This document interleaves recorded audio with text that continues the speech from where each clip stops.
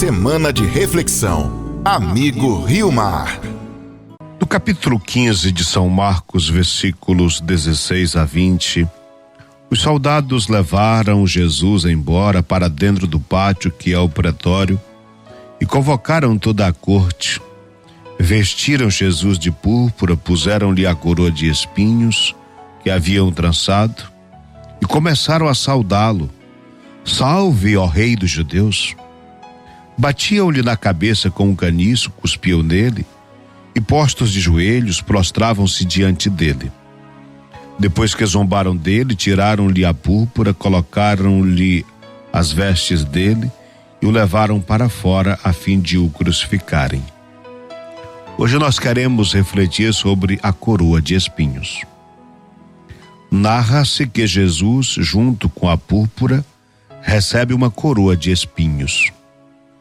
Com a ausência de paralelismos em textos extrabíblicos do período do Império Romano, os quais nunca apresentam uma coroa de espinhos quando visam a crucificação de alguém, o presente estudo precisará se limitar à investigação dos paralelismos bíblicos das questões ambientais.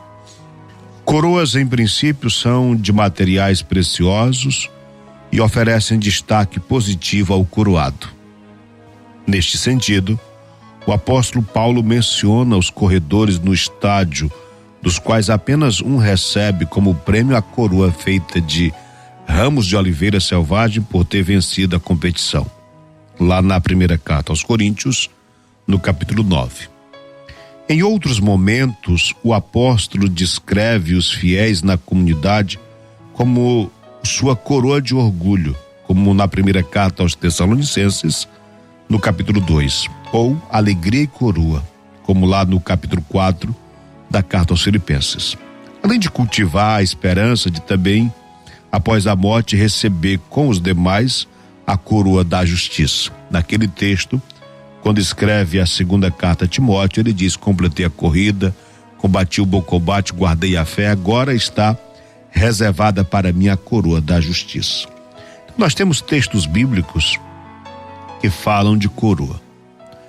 Por mais que os soldados romanos, ao colocarem uma coroa sobre a cabeça de Jesus, se proponham a ridicularizar a realeza da sua vítima, tal coroa é uma coroa de fato, porque indica Jesus é rei. Muito embora os soldados, naquele momento, como disse Jesus na hora da morte, não sabiam o que estavam fazendo. Os nossos ouvintes são convidados a contemplarem o crucificado como vencedor e representante da justiça, vida, perseverança, alegria e glória imperecível. Contudo, resta a dúvida a respeito dos espinhos. Porventura, eles apenas indicam um material nada precioso e, com isso, a humilhação do coroado? Ou lhes cabem ainda outras conotações? Não é possível definir de forma exata a materialidade da coroa de espinho trançada pelos soldados romanos. Na tradução da Septuaginta, primeira tradução bíblica para o latim, que é uma tradução grega da Bíblia hebraica, o substantivo espinho e o adjetivo espinhoso ou espinhento traduzem 6 vocábulos hebraicos diferentes. Isso significa que a identificação com um só vegetal lenhoso ou herbáceo não é possível. Podem ser os ramos de um arbusto com espinhos, isto é, de um espinheiro com certa altura. Ou podem ser partes de uma vegetação rasteira, a qual, com os cardos ou os abrolhos, também apresentam protuberâncias pontiagudas.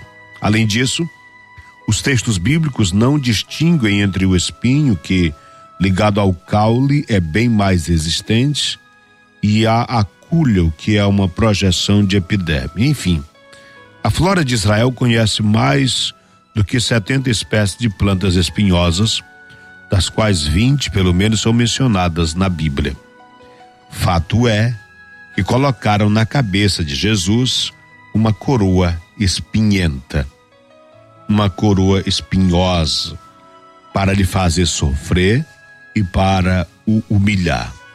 Àquela altura, certamente o que mais fazia sofrer não eram os furos dos espinhos na cabeça, mas a humilhação, o escárnio que faziam com Jesus.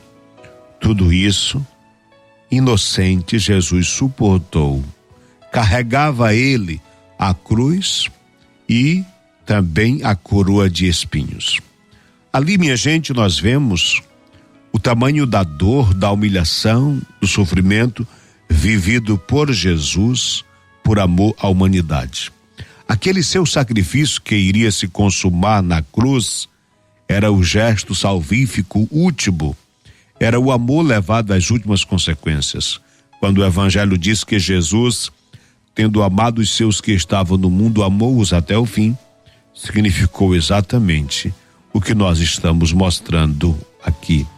Amar até o fim, mesmo passando pela humilhação.